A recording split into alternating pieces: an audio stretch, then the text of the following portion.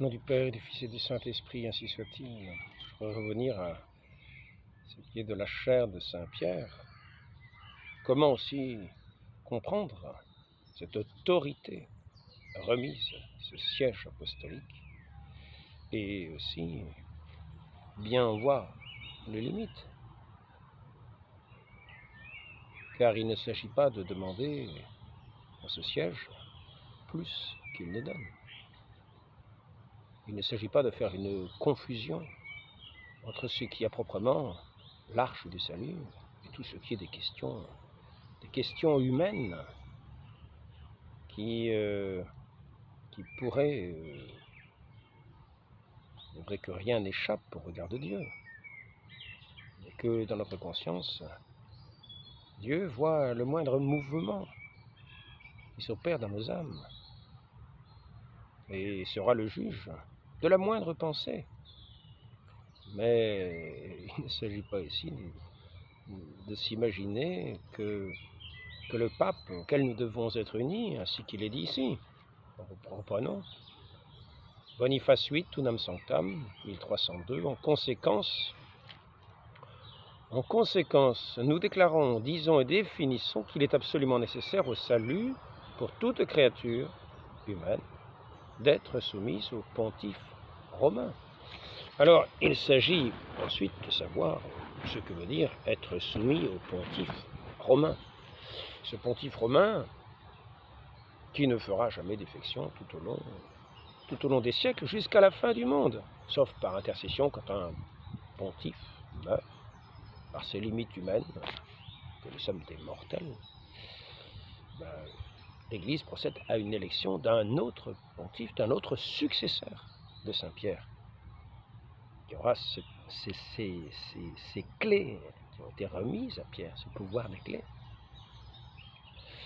Et donc, Saint-Pierre Chrysologue dit à ce sujet au 5e siècle que la voix de Pierre ne se taise jamais dans cette chair qui est la sienne, où il vit et préside pour toujours, offrant la vérité de la foi à ceux qui la cherchent. Saint-Pierre Chrysologue, lettre à Eutychus. Donc nous voici quand même, avec certaines interrogations. C'est vrai, il est promis à l'Église, il est promis à ce siège de Saint-Pierre.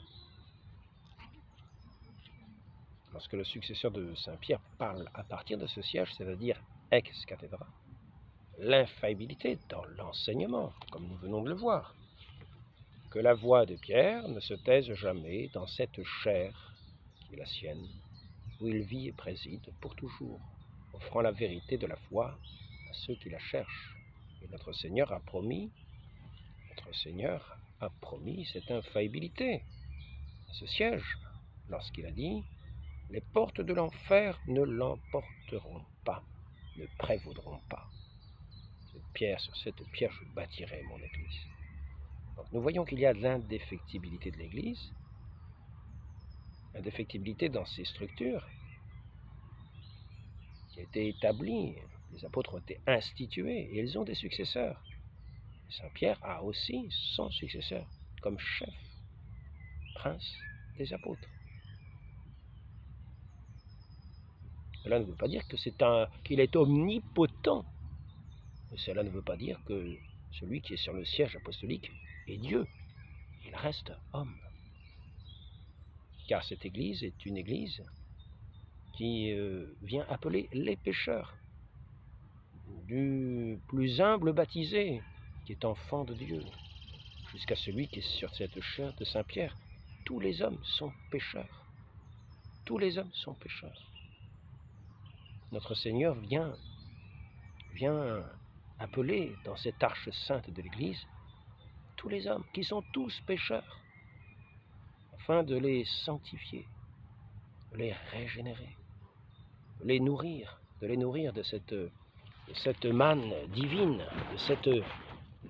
Parce que c'est ce rayon de soleil qui est très lumineux aujourd'hui.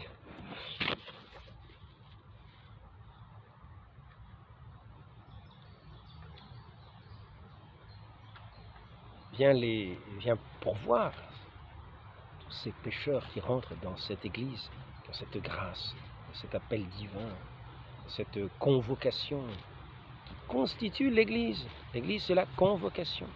C'est une convocation. Tous ceux qui sont dans cette Église ont été convoqués dans cette Église par ce mouvement intérieur, non pas un coup de matraque, par ce mouvement intérieur de cet esprit qui frappe à la porte et qui conduit les bonnes volontés jusqu'à cette porte sainte de l'Église qu'est le baptême, dans laquelle ils sont régénérés pour vivre de cette vie de Dieu. Dans l'obéissance à qui? Dans l'obéissance à Dieu. Et à chaque fois que nous avons une obéissance à des supérieurs dans l'Église, c'est une obéissance à Dieu. Et cette obéissance à la limite de l'autorité, à des limites dans l'autorité de ceux qui exercent cette autorité. Notre Seigneur dit que les premiers, ceux qui sont chargés de diriger, ceux qui veulent être les premiers, soient comme les serviteurs, soient les serviteurs de tous. Que le premier soit le serviteur de tous. Ainsi, loin d'être des princes comme des princes de ce monde, notre Seigneur a institué ces princes de l'Église comme étant les serviteurs de tous, les serviteurs dans l'ordre de la foi. Et nous avons vu par le passé souvent ces pasteurs de l'Église, ces prêtres, ces évêques, ces diacres, ces papes, mourir martyrs, afin de témoigner de cette foi, d'être ce froment pour les fidèles, pour qu'ils ne défaillent pas dans leur foi, afin qu'ils soient nourris de ce pain vivant du Christ, qui est la vérité même. Et c'est en cela qu'il y a, que nous vivons dans cette obéissance à ce qui est avant tout la parole de Dieu. La parole de Dieu. L'enseignement du Christ qui a été donné aux apôtres, c'est cette parole de Dieu, le Christ et Dieu fait homme. C'est cet enseignement divin qui requiert notre obéissance. L'obéissance qui est avant tout une écoute avant d'être un service, qui nous fait entrer au service de Dieu. Pourquoi Dieu nous a-t-il créés? Pour le connaître, car le connaître, c'est la vie éternelle. Pour le connaître, il ne s'agit pas simplement que de le connaître, car le connaissant, nous sommes amenés à l'aimer, puisque si nous devions aimer un monstre, la connaissance du monstre ne serait pas suffisante nécessairement pour aimer ce monstre. Ce monstre non seulement dans les formes, mais dans le fond de l'âme. La connaissance de Satan ne nous amène pas nécessairement à l'amour de ce prince de ténèbres, de cet esprit rebelle qui souvent vient susurrer à nos oreilles ce venin, vient distiller cet esprit de sédition, de désobéissance, de désamour de Dieu, de dégoût de tout ce qui est divin, de haine de tout ce qui est de Dieu, pour nous ranger de son parti comme opposant. Nous faisons à son image comme d'autres Satan. Notre Seigneur a constitué son Église une dans l'amour, une dans la charité. Cette vie de la charité, c'est cette vie de la grâce, à l'écoute de la parole de notre Dieu, que nous connaissons.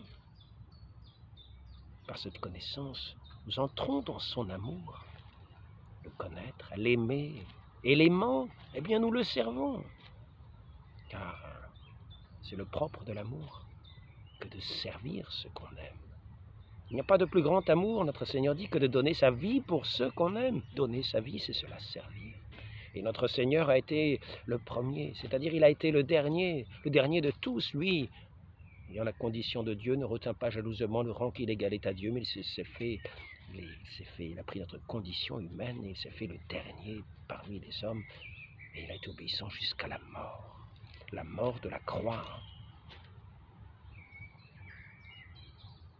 pour la plus grande gloire de Dieu, un témoignage de l'amour de Dieu, que le monde combat, que le monde a en haine, que tous ceux qui appartiennent à ce monde, qui n'écoutent pas Dieu, en haine.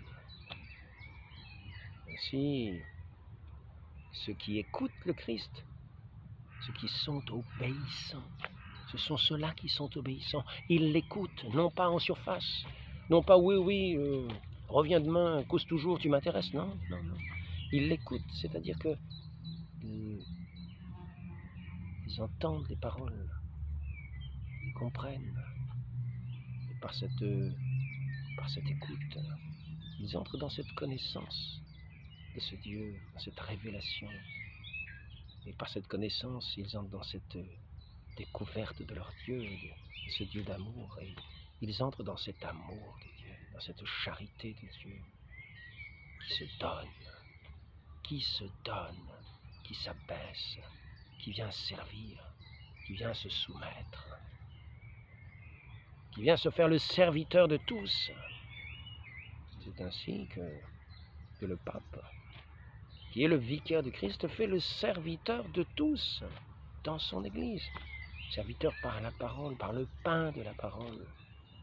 Il vient écarter tous les obstacles pour les fidèles, tous les obstacles qui sont ces obstacles du péché, qui empêchent le fidèle d'accéder au royaume des cieux. Il vient combattre le malin, il combat par la parole, il combat par sa législation. Et il nous est nécessaire de l'écouter, comme nous écoutons la voix de Dieu, lorsqu'il agit ainsi dans son Église, pour le bien des fidèles, comme serviteur des fidèles,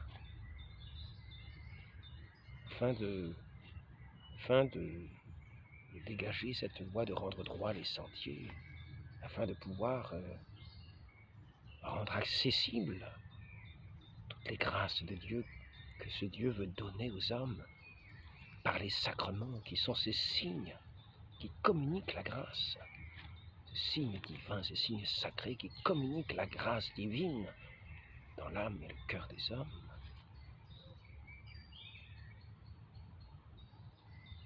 Les sacrements, le premier, c'est cette naissance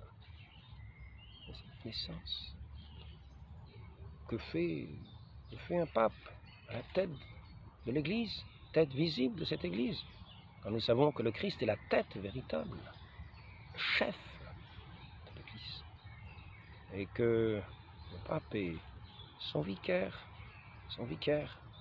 le garant de l'unité de tous ceux qui obéissent au Christ,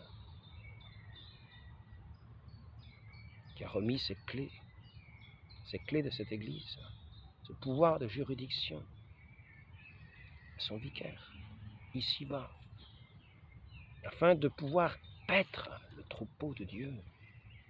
Paître le troupeau, ça ne veut pas dire profiter du troupeau de Dieu, ça ne veut pas dire l'écraser sous un joug inhumain, non, cela veut dire paître le troupeau de Dieu, c'est-à-dire le mener dans les verts pâturages,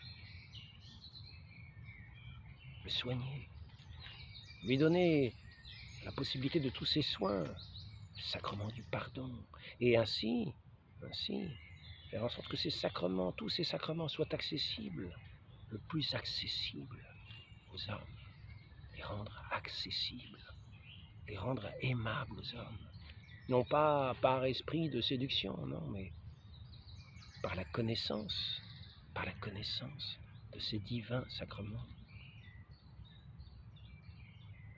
C'est l'esprit du pasteur, cet esprit qui est dans la prédication, mais qui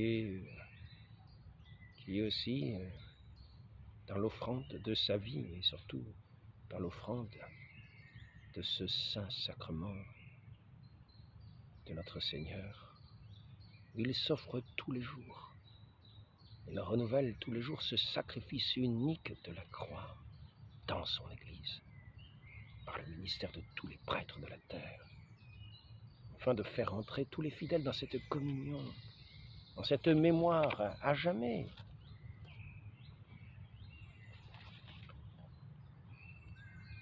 C'est pourquoi le Seigneur disait Si vous ne mangez pas ma chair et ne buvez pas mon sang, vous n'aurez pas la vie en vous.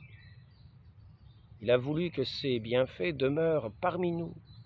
Il a voulu que les âmes rachetées par son sang précieux soient toujours sanctifiées à l'image de sa propre passion. C'est pourquoi il donne l'ordre à ses disciples fidèles. Il établit les premiers prêtres de célébrer sans fin ces mystères de vie éternelle nécessaires et de les célébrer jusqu'à ce que le Christ revienne du ciel dans la gloire. Saint Gaudens de Brescia. C'est un docteur de l'Église, enfin un docteur de l'Église, non pas un docteur de l'Église, un père de l'Église du 5e siècle, de ces premiers siècles de l'Église.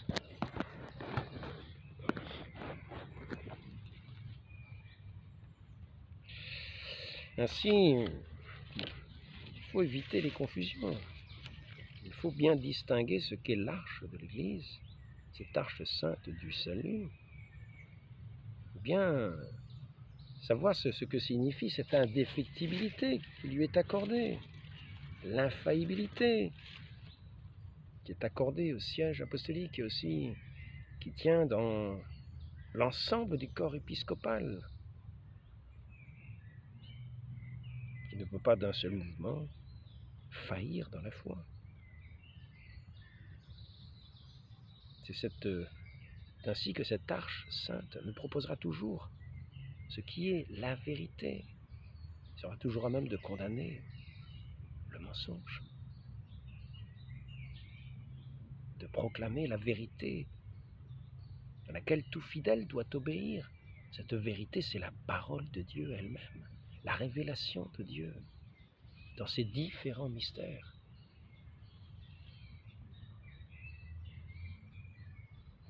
Je me suis mis à côté d'une sorte de tas de fumier. Là, il y a quelqu'un qui vient chercher un petit peu de fumier avec un seau. Je me demandais à quoi ça servait, mais je découvre à quoi ça sert. Je croyais être dans un lieu isolé. C'est assez isolé quand même. C'est assez... Bonjour madame. Donc l'indéfectibilité, on y revient. Je ne citerai pas tout le passage, mais si je peux citer tout ce passage avec la référence, parce que maintenant j'ai vraiment la référence complète. Avant je citais juste un petit bout de la référence, donc je sais que c'est Franzelin. Et Franzelin, il a dit que c'était le principal théologien pontifical au Concile Vatican I. Donc c'est pas n'importe qui, c'est pas pour ça que c'est l'infaillibilité, mais c'est quand même, il faut savoir que sa parole n'est pas rien. Et qu'il connaît ce qui est des définitions du Concile et les conséquences. Donc, assurément, il demeure dans l'Église non seulement l'indéfectibilité dans le fait de croire, appelée infaillibilité passive, mais également l'infaillibilité dans la proclamation de la vérité révélée. Bonne fin d'après-midi! Merci. En enregistrement. Bon, peut-être en méditation aussi.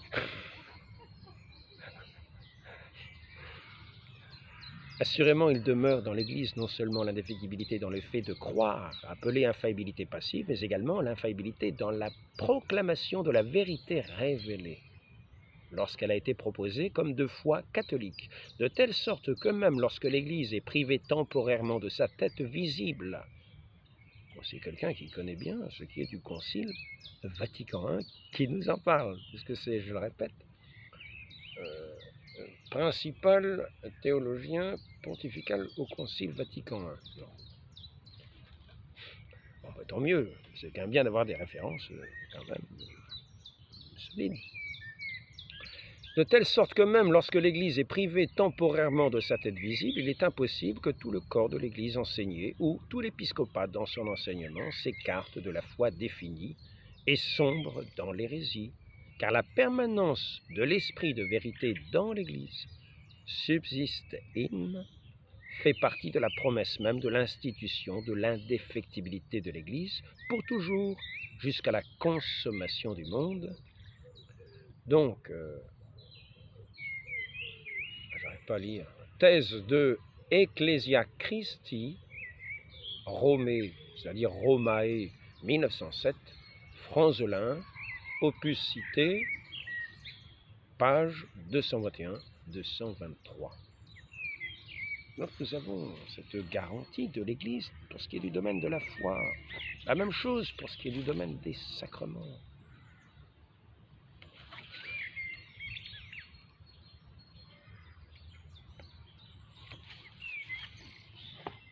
Donc, les fidèles qui sont dans cette Église n'ont plus qu'à vivre selon les commandements de Dieu.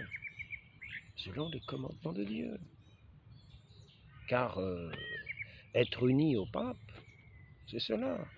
C'est faire profession de foi, de cette foi de l'Église, dont le pape est le garant. Être unis à lui dans cette foi.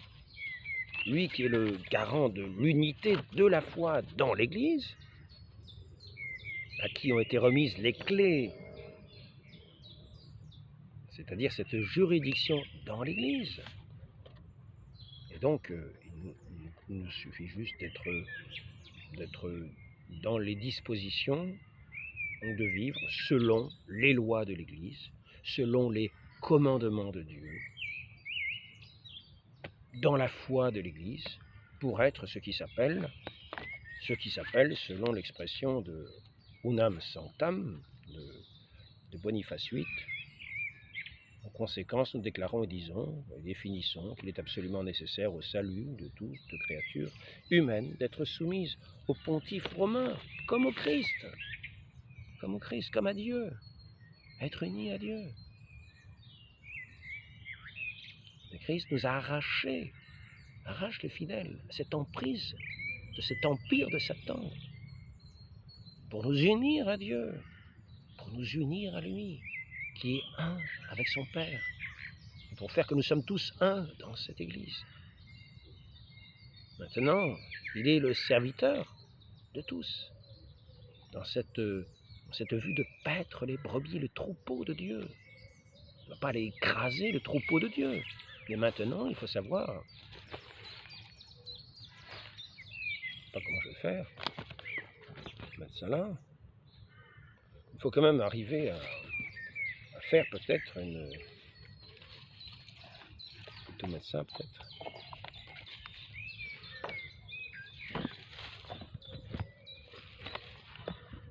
Voilà, nous y sommes.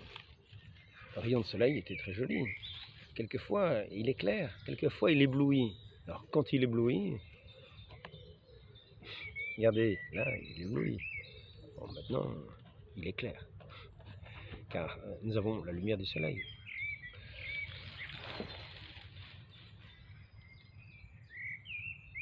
Obéir, nous savons que ce n'est pas obéir aux hommes, c'est obéir à Dieu, qui lui-même a constitué son Église. Donc, les législations d'Église, ne pas mépriser cette Église de Dieu, du Dieu vivant et vrai, ne pas la mépriser dans ces institutions de ceux à qui on a remis ce pouvoir des clés, de légiférer pour le bien commun des fidèles, afin qu'ils ne se perdent pas, qu'ils ne se laissent pas aller dans les erreurs du monde vis-à-vis de la connaissance de Dieu et de la grâce de Dieu dans ses sacrements. Car la vie éternelle, c'est cela. Dieu nous donne ses grâces dans ses sacrements pour en être nourris, pour que nous puissions suivre cette route jusqu'à la fin de notre vie ici-bas, dans cette Église, dans cette union au Christ, dans cette union à son vicaire, et dans cette union au Christ par ce vicaire, par tous ses ministres, par tous les chrétiens, dans cette union de la charité. Nous devons être les serviteurs les uns des autres dans cette Église, par l'amour, la charité du prochain. Considérez que dans le plus petit, voyons le Christ. C'est lui qui nous l'enseigne. Ainsi, nous sommes tous un dans cette Église. Dans cette Église dans un service mutuel. Mais ne demandons pas le service des autres. Si, nous pouvons le demander en toute simplicité. Nous avons un besoin, ben demandons-le. Mais ne faisons pas un impératif. Laissons la liberté à chacun et ne condamnons pas un tel qui a peut-être d'autres impératifs. Ceci dit, je voudrais maintenant revenir à ce commentaire pour lequel je fais cette vidéo. C'est-à-dire, il ne s'agit pas de confondre, de faire une église qui est déjà un paradis ici-bas. Car dans cette église, il faut savoir que personne, c'est pas parce que nous avons quelqu'un a été baptisé que nécessairement il est sauvé. Dans cette église, il y a les bons et les méchants. Et il y a toujours le péché. C'est pour cela que ce sacrement de la pénitence, c'est-à-dire de la confession, pour confesser nos péchés devant Dieu, devant ce ministre de Dieu, afin de recevoir le pardon par ce ministre de Dieu, à qui Dieu a remis lui-même le pouvoir de remettre les péchés. Recevez l'Esprit Saint, ceux à qui vous remettrez les péchés, ils seront remis, ceux à qui vous les maintiendrez, ils seront retenus. Ils seront retenus parce qu'on voit que la personne n'a pas la disposition de se corriger. Et donc on ne peut pas lui remettre, on ne peut pas dire qu'on lui remet les péchés, puisque la personne n'a pas l'intention de s'en corriger. La personne se vante toujours de son péché, la personne a toujours l'intention de le commettre. Donc on ne peut pas remettre les péchés de cette manière-là, donc les péchés sont retenus. Par contre, ils sont remis à la personne qui d'un cœur sincère vient en demander pardon, quel que soit le péché commis devant Dieu.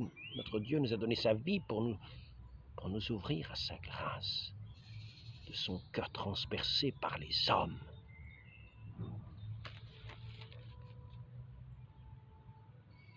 Donc il nous semble que tous les papes de Vatican II aient sombré dans la franc-maçonnerie. Bon, bah ça, nous voyons que ce sont des impressions. Mais ce n'est pas la vérité. La vérité, c'est l'indéfectibilité, qu'il y aura toujours un pape sur le siège, sur le siège de Saint-Pierre, que tous les évêques ensemble ne vont pas suivre un hérétique, etc. Donc voilà, la franc-maçonnerie était condamnée, et l'est toujours, par l'Église. Donc dire que il nous semble que les papes Vatican II aient sombré dans la franc-maçonnerie, ainsi que les ah mince, j'ai réécrit que les concepteurs du Novus Ordo, Monseigneur Bounini, etc. À ce sujet, je veux en revenir à ce que j'ai déjà lu dans un entretien. Moi, je réponds à un commentaire, je réponds faiblement à un commentaire. Ce n'est qu'un entretien pour aider à éclaircir certaines idées, à remettre certaines choses que peut-être on peut à tort s'imaginer. C'est-à-dire que parce que c'est l'Église, elle serait toute parole serait un ordre qu'il faudrait absolument. Non. Quand on dit l'obéissance au pape, ça a des limites. Ça a des limites. Il a lui-même des limites dans sa façon d'exercer la juridiction. Dans sa façon d'exercer, il n'a pas à dire Alain, tu vas au cabinet, tiens, et toi tu vas manger des nouilles. Non, ça se passe pas comme ça. À toi tu vas faire ça, toi tu vas te marier avec elle. Non. Ça n'a rien à voir. Ça n'a rien à voir. Il y a dans certains cas des devoirs de résistance. Nous avons donc changé d'appréciation. J'ai alors remarqué ici, voilà. Là, nous avons quelqu'un dont je veux bien me servir, qui s'appelle l'abbé de Nantes. L'abbé de Nantes, qui s'était mis d'une certaine manière à dénoncer Paul VI pour tous ces propos, un grand nombre de propos, qui s'était mis d'une certaine manière un petit peu en marge de l'Église, en voyant qu'il y avait les hérésies qui commençaient à arriver, des hérésies de partout, qui commençaient à soupçonner de partout, et même aussi au sujet de la Sainte Messe. Il disait, mais alors, en gros, c'est cette réflexion que cette personne dit dans son commentaire.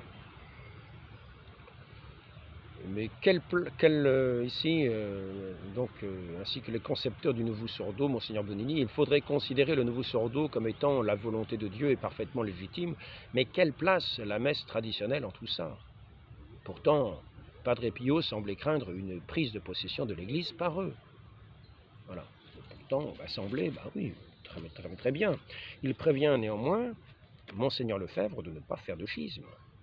Quand Monseigneur Lefebvre est venu le consulter, le Padre Pio, lui demander conseil, le Padre Pio lui a recommandé de ne pas faire de schisme, alors qu'il était encore en train de réfléchir, qu'il n'était pas encore question qu'il entre dans un schisme de ce genre.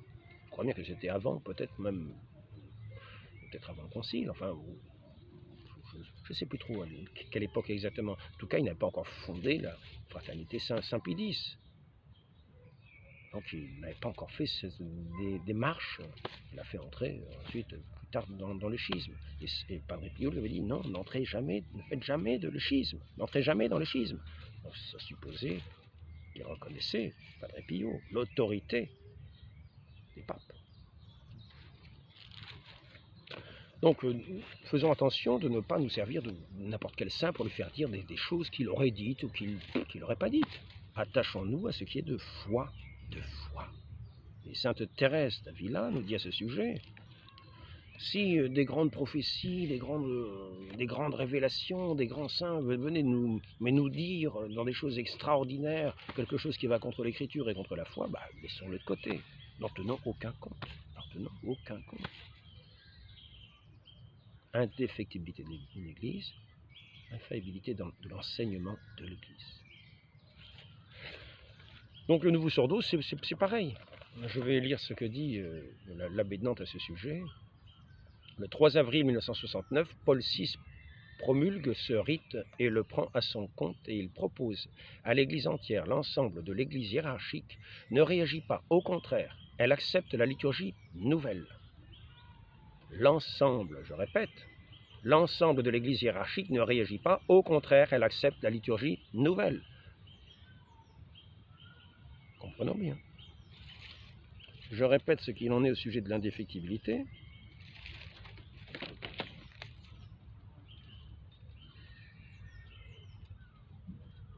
Ils ne peuvent pas enseigner l'hérésie ensemble et d'un même mouvement. L'erreur non plus.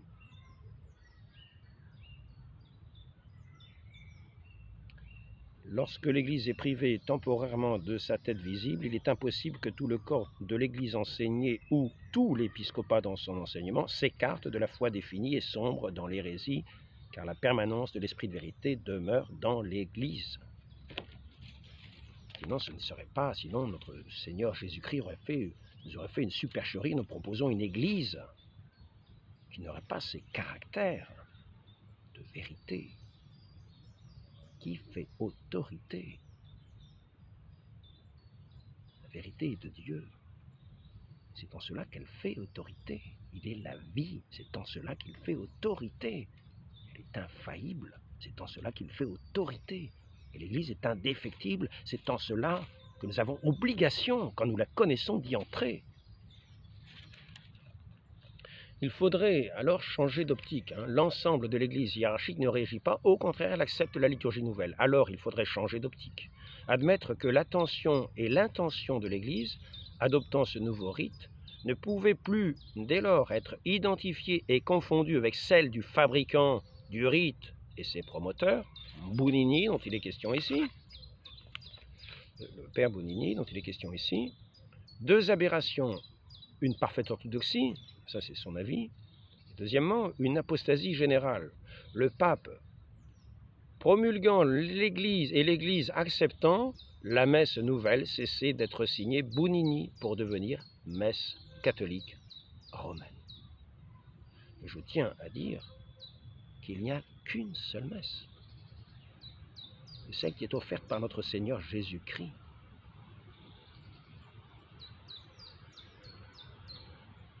Lorsqu'il a offert son sacrifice sur la croix, que cette messe est renouvelée, non sanglante, sur tous les autels, mais c'est l'unique messe de notre Seigneur Jésus-Christ. Ne disons pas que devient la messe traditionnelle. Il n'y a qu'une seule messe, quel que soit le rite. Donc, le pape promulguant, l'Église acceptant, la messe nouvelle cessait d'être signée Bounini pour devenir messe catholique romaine. Le concours du pape et de l'Église hiérarchique entière, pas un seul évêque n'avait condamné officiellement le rite nouveau, donnait à cette messe l'estampille catholique. Après quoi, c'est le sens catholique, c'est l'interprétation catholique, la signification catholique qui l'emportait nécessairement en tous les points équivoques. Intention catholique de l'Église, l'intention catholique de l'Église l'emportait dès lors sur l'intention des louches fabricants. Nous avons donc changé d'appréciation. J'ai alors remarqué que l'essentiel inchangé de la messe est la possibilité d'une interprétation catholique des parties même les plus équivoques. Avec la charité pour les fidèles, nous admettrons donc la légitimité catholique et de la nouvelle messe, avec respect pour le Christ, qui en est le souverain prêtre, avec estime pour l'Église, qui les célèbre dans la foi, avec charité pour les fidèles. Alors je vois une date, c'est marqué 3 avril 69, je ne sais pas si c'est la date de l'article. 3 avril 69, nouveau rite de la messe, 3 avril 69. Donc je continue ici. Nous sommes dans l'Arche Sainte. Maintenant, nous avons obéissance au pape. Est-ce que ça veut dire que la moindre parole, le moindre... Non, nous avons obéissance au pape dans ce qui est du domaine élémentaire, c'est-à-dire l'écoute de Dieu, de la foi et des mœurs. Ce qui est de la foi et des mœurs. Si un supérieur, quel qu'il soit, vient nous demander de faire un péché quelconque, ce n'est pas l'obéissance à Dieu, car en Dieu, il n'y a pas de péché. Et il ne nous commande pas le péché. Donc l'obéissance au supérieur est toujours l'obéissance à Dieu. Ce n'est jamais l'obéissance simplement aux hommes. C'est pour ça que la vie religieuse est un lien direct avec Dieu, par la médiation, par la médiation des supérieurs, des frères, etc. C'est ce lien de la charité de Dieu, de cet amour de Dieu pour lequel on agit, c'est-à-dire dans l'écoute, dans le service, c'est-à-dire dans l'obéissance, jusqu'au don de notre vie, qui fait que nous nous donnons à Dieu et nous sommes un avec lui. Nous sommes un dans cette charité une. Et l'Église est un seul corps, le corps du Christ, de ce Dieu qui s'est fait la tête de cette Église, qui s'est fait homme parmi les hommes, se faire un avec les hommes et se faire tout à tous dans cet esprit de Dieu, cet esprit saint. Christ est l'image parfaite du Père. Qui le contemple voit le Père. Lorsque nous servons nos frères, servons notre Seigneur, qui est la tête de l'Église. Servons notre Dieu.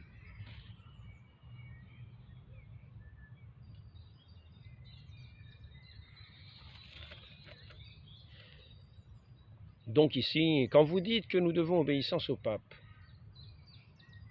alors il ne faut pas comprendre l'obéissance servile. L'obéissance, c'est surtout, n'oublions pas, c'est un domaine, l'obéissance est vitale, en ce sens que la parole de Dieu est vivifiante. Il ne faut pas mépriser la parole de Dieu, c'est pour cela, obéissance, c'est-à-dire écoute de sa parole. L'obéissance commence par l'écoute de cette parole sainte, sanctifiante, vivifiante. Après ça, qui ne reste pas les bras croisés, qui nous met à l'œuvre, qui nous fait participer à cette œuvre divine et sainte dans toutes les œuvres de sa création. Lui-même agit à travers les saints, comme on l'a vu, par des miracles étonnants, mais pas toujours. Quand il dit que nous devons obéissance au pape, cela veut-il dire concrètement, au regard de ce qui s'est produit dans les dernières années, faut-il obéir au pape et aux évêques quand ils nous disent de se faire inoculer? Vous apprenez inoculer. Je fais la citation, inoculer. Moi, je ne me suis pas fait inoculer. J'étais tranquille de ce point de vue-là. Je ne me suis pas fait inoculer. Donc, il faut savoir que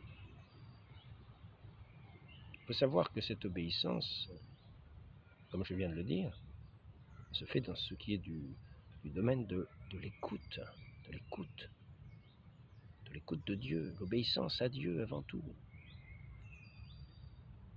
Parce que cette obéissance est constitutive même de notre existence.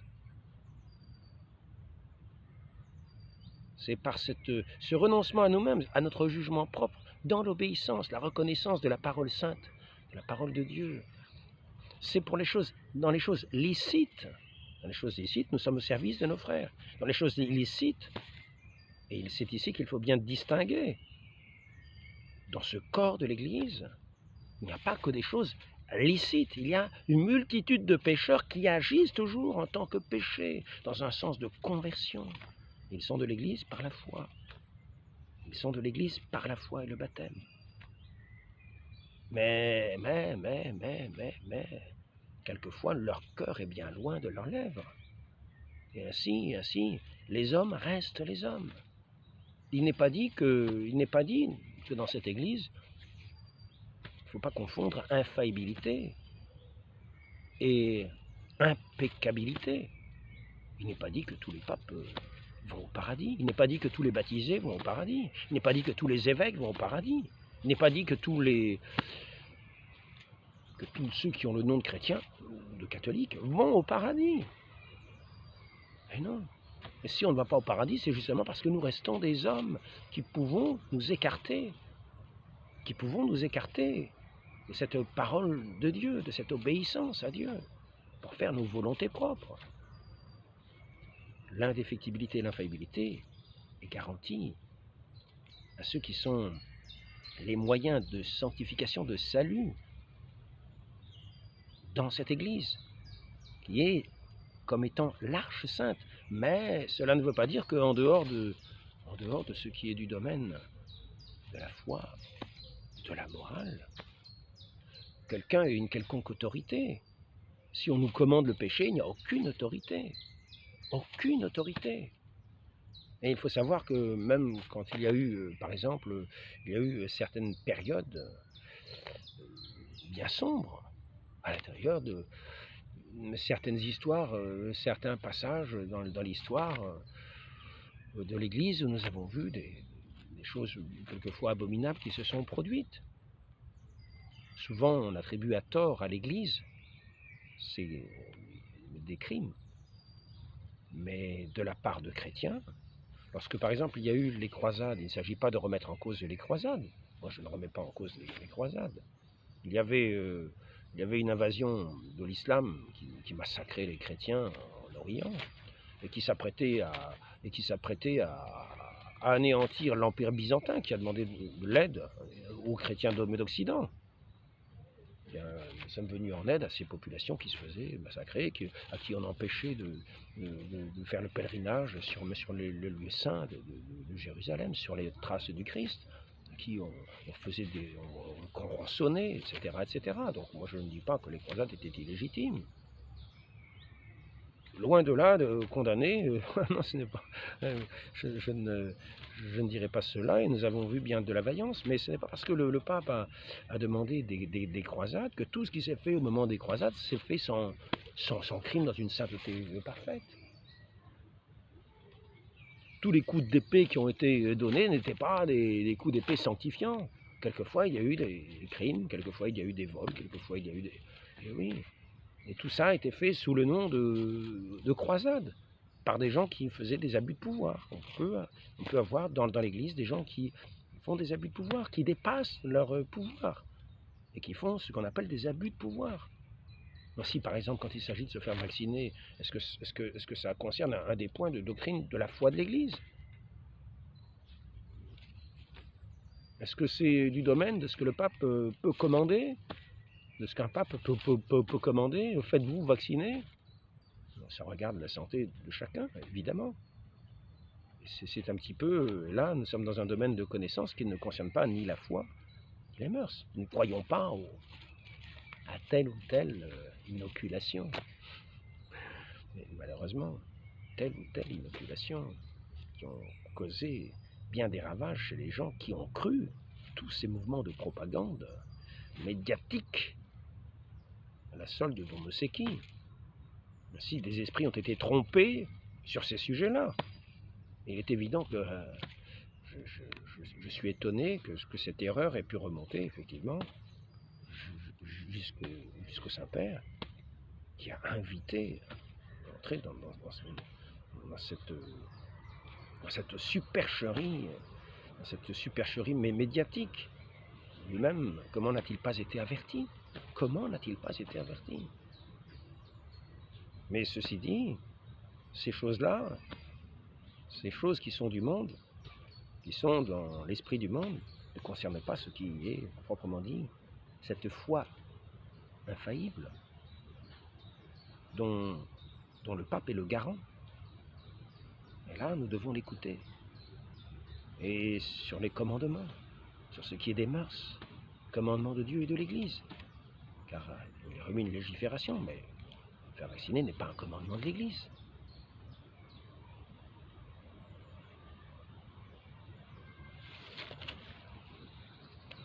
C'est du domaine de la santé qui est propre à chacun. Ceci dit, on a pu penser, certains qui se sont laissés avoir dans certaines erreurs, et là il peut y avoir une résistance. Quand des personnes sont bien informées, évidemment, c'est la vérité qui fait autorité dans ces domaines aussi. Les gens ont été abusés et malheureusement, ils ont utilisé leur position éminente comme dans un abus de pouvoir. Et ça, ce sont des choses humaines. Mais ça ne remet pas du tout en cause ni l'Église, ni le pape. Ça remet simplement en cause les limites de l'obéissance, les limites de ce qui tient de l'autorité et de l'abus de pouvoir, qui sont toujours du domaine humain, et qui fait que nous aurons tous le jugement devant Dieu de ce qui est de l'autorité et de l'abus de pouvoir, la distinction. Pour ce qui est de la foi et des mœurs, c'est cela qui est promis à notre Église. Elle est l'Arche sainte pour ces connaissances nécessaires au salut. Cette connaissance qui est la vie éternelle. Et les sacrements qui nous donnent cette vie de la grâce, qui nous permettent de vivre selon cette grâce divine et d'accomplir les commandements. Maintenant, si nous sommes un peu du monde, nous pouvons nous laisser séduire par des tas de mouvements mondains et ne pas arriver à discerner certaines choses, certaines erreurs.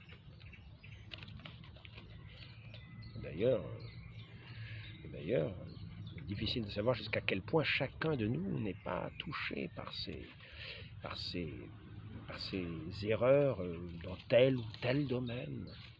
L'histoire, par exemple en histoire, c'est un domaine très important, l'histoire.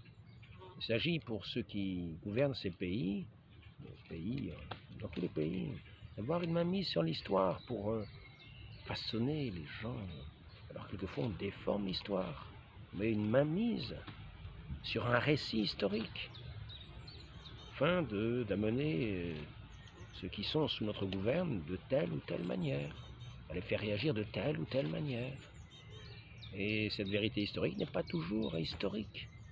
Elle est quelquefois un mensonge historique, de façon à pouvoir tourner ce que l'on veut tourner comme ennemi de nos ennemis, de ceux qui ont des intérêts dans tel domaine, qui dirigent des pays, on ne sait, non pas au nom du peuple, mais au nom de leurs propres intérêts.